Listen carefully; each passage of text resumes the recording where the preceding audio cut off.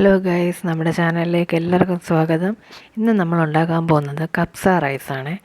കുക്കറിൽ ഉണ്ടാക്കാൻ പറ്റിയ ഒരു ഈസി കപ്സ റൈസാണ് നമ്മൾ ഉണ്ടാക്കാൻ പോകുന്നത്.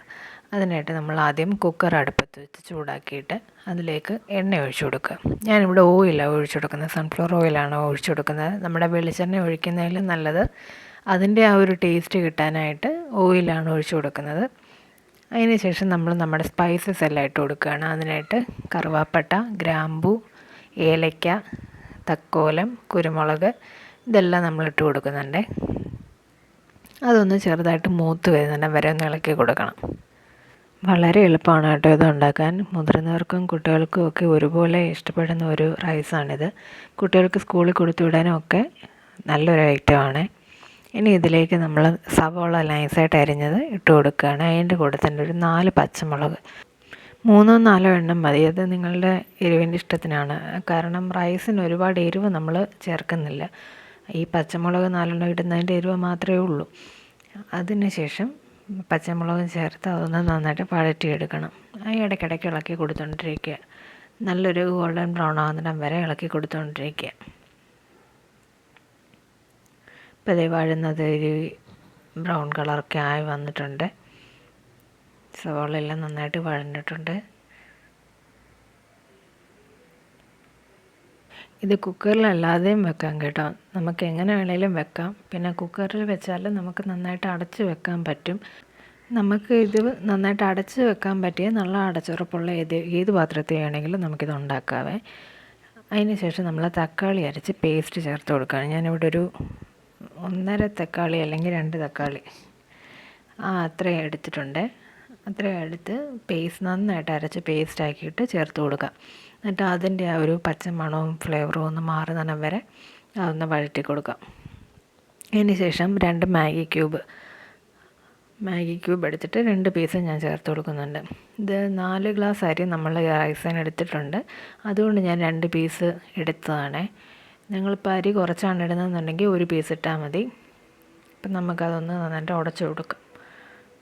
പെട്ടെന്ന് അതിൽ ചേർന്നോളും കേട്ടോ. മിക്സ് ആവാൻ വളരെ എളുപ്പമാണ് മാഗി ക്യൂബ്. നന്നായിട്ടൊന്ന് ഇളക്കി കൊടുക്കാം.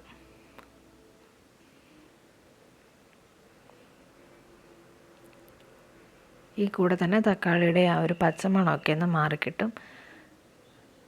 അത് വഴന്ന് വന്നിട്ടുണ്ട്.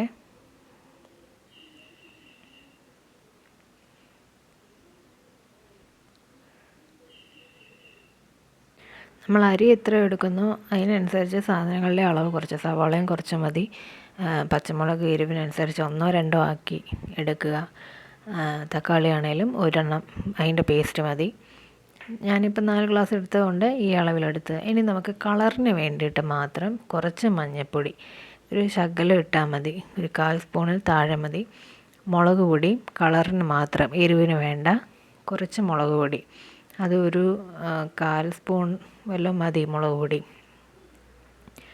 അത് രണ്ടും ഇട്ടൊന്ന് നന്നായിട്ട് മിക്സ് ചെയ്ത് കൊടുക്കാം.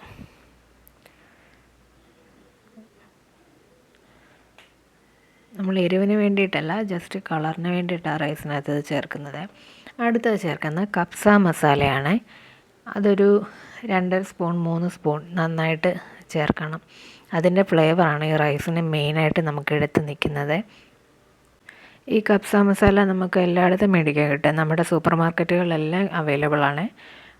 ആകെ പൊടിയായിട്ട് നമ്മളിത് മാത്രമേ ചേർക്കുന്നുള്ളൂ. മഞ്ഞൾപ്പൊടിയും മുളക് പൊടിയും കപ്സ മസാലയും ഇത് 3 നന്നായിട്ട് ചേർത്ത് നന്നായിട്ട് വഴറ്റി ആ 3 പൊടികളുടെയും പച്ചമണമൊക്കെ ഒന്ന് മാറുന്നതിന് വഴറ്റി കൊടുക്കുക.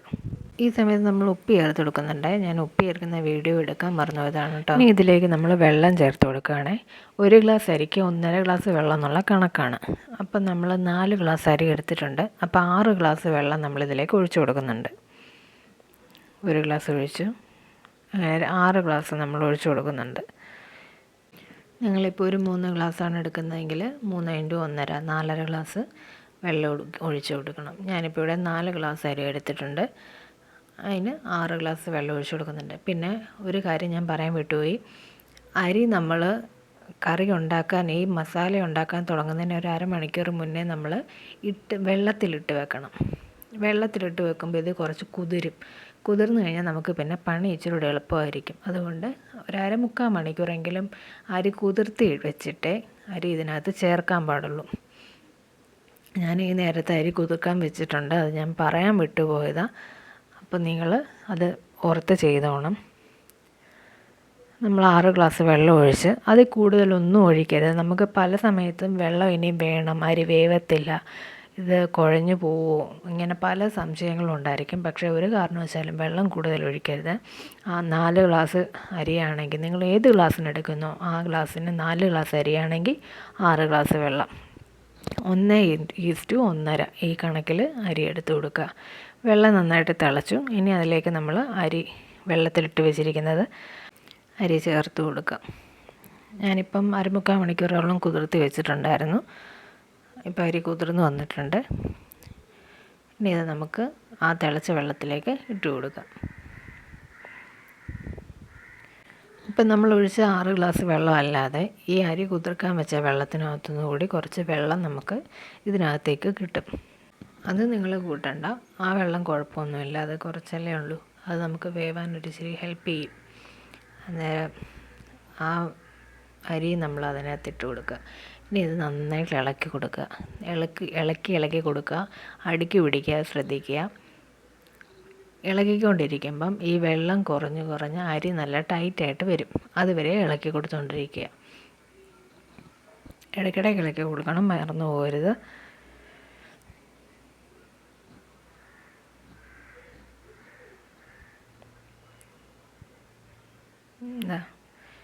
ഈ വെള്ളമെല്ലാം ഇനിയും വറ്റി തിളച്ച് അരിയെല്ലാം നല്ല ടൈറ്റാവും.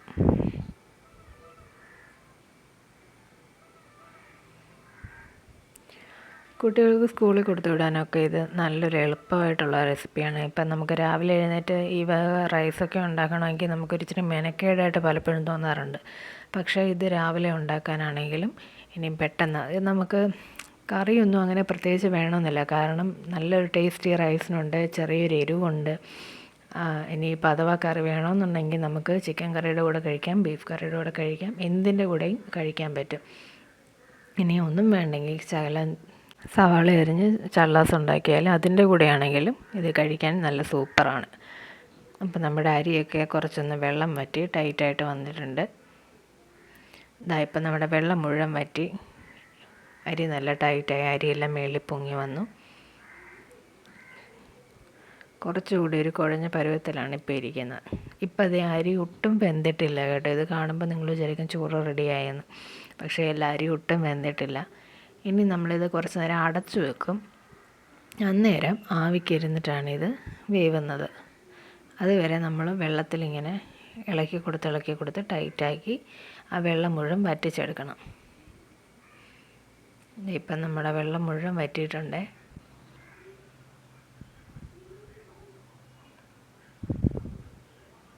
സൈഡിൽ നിന്നൊക്കെ ഒന്ന് തൂത്ത് കൂട്ടി കൊടുക്കുകയാണ് ഞാൻ.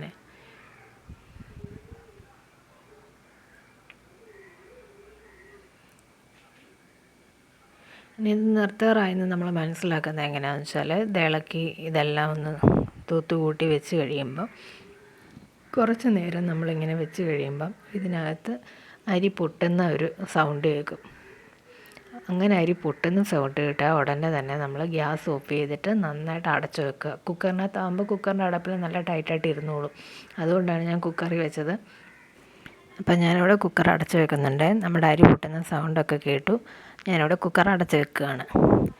ഇനി ഒരു 1.5 മണിക്കൂർ അല്ലെങ്കിൽ 2 മണിക്കൂർ നിങ്ങൾ കുറച്ച് ജോലിയൊക്കെ ചെയ്തിട്ട് കഴിക്കാനാകുമ്പോൾ തിരിച്ചു വാ. അപ്പോഴേക്കും നമ്മുടെ ചോറ് ഇവിടെ റെഡി ആയിട്ടിരിക്കും. ഇപ്പോൾ അതേ നമ്മൾ കുക്കർ തുറക്കാൻ പോവാണ്. ഇത് കണ്ടോ, നിങ്ങൾക്ക് നോക്കിയാൽ മനസ്സിലാവും. അരിയൊക്കെ ഒന്ന് നന്നായിട്ട് വെന്തിട്ടുമുണ്ട്, വെള്ളം മുഴുവൻ വറ്റിയിട്ടുമുണ്ട്. നമ്മുടെ ചോറ് കറക്റ്റ് പാകത്തിന് തന്നെ നമുക്ക് കിട്ടി. ഞാൻ പറഞ്ഞില്ലേ, അരിയുടെ കണക്ക് എത്രയാണോ ആ കണക്കനുസരിച്ച് നമ്മൾ വെള്ളം കറക്റ്റായിട്ട് ഒഴിക്കുകയാണെങ്കിൽ നമുക്ക് എക്സ്ട്രാ വെള്ളം ഒഴിക്കേണ്ട ആവശ്യമില്ല. നമുക്ക് പലപ്പോഴും തോന്നും ഇത് വെന്തില്ല, ഇനിയും വെള്ളം ഒഴിച്ചു കൊടുക്കണം, വേവാൻ ഇനി ഒരുപാട് സമയം വേണ്ടി വരും എന്നൊക്കെ നമുക്ക് പലതും തോന്നും. പക്ഷേ ഒഴിച്ചു കൊടുക്കരുത്. ഇപ്പം നമുക്ക് കറക്റ്റ് പാകത്തിന് കിട്ടിയിട്ടുണ്ട്. അപ്പോൾ ഇത്രയേ ഉള്ളൂ, നമ്മുടെ കപ്സ റൈസ് ഇവിടെ റെഡി ആയിട്ടുണ്ട്. കുട്ടികൾക്കൊക്കെ ഒരുപാട് ഇഷ്ടപ്പെടുന്ന ഒരു സാധനമാണ്. എല്ലാവരും നിങ്ങൾ ട്രൈ ചെയ്ത് നോക്കുമെന്ന് ഞാൻ വിശ്വസിക്കുന്നു. കുട്ടികൾക്ക് മാത്രമല്ല മുതിർന്നവർക്കും ഒരുപോലെ ഇഷ്ടപ്പെടുന്ന ഒരു സാധനമാണ്. നമുക്ക് പ്രത്യേകിച്ച് കറികളും ഒന്നും വേണ്ട, ഇനി ഈ ചോറ് ഇങ്ങനെ തന്നെ കഴിക്കാം. ഞാനിപ്പോൾ ഇവിടെ ചിക്കൻ കറി ഉണ്ടാക്കിയിട്ടുണ്ട്. നിങ്ങൾക്ക് ചിക്കനോ ബീഫോ ഇനി ഒന്നുമില്ലെങ്കിൽ ചള്ളാസാണെങ്കിലും ഇതിലൂടെ നന്നായിട്ട് കോമ്പിനേഷനായിട്ട് പോകുന്ന ഒരു ഐറ്റമാണ്. അപ്പോൾ നിങ്ങളെല്ലാവരും ഇത് ട്രൈ ചെയ്ത് നോക്കുമെന്ന് ഞാൻ വിശ്വസിക്കുന്നു. എല്ലാവരും ട്രൈ ചെയ്ത് നോക്കണം, എന്നിട്ട് അതിൻ്റെ ഫീഡ്ബാക്ക് കമൻറ്റിൽ അറിയിക്കണം. പിന്നെ നമ്മുടെ ചാനൽ ആദ്യമായിട്ട് ആരെങ്കിലും കാണുന്നുണ്ടെങ്കിൽ വീഡിയോ ഒന്ന് ലൈക്ക് ചെയ്യുക, ഷെയർ ചെയ്യുക, സബ്സ്ക്രൈബ് ചെയ്യുക. അപ്പോൾ ശരി, അടുത്തൊരു വീഡിയോയുമായി കാണാം.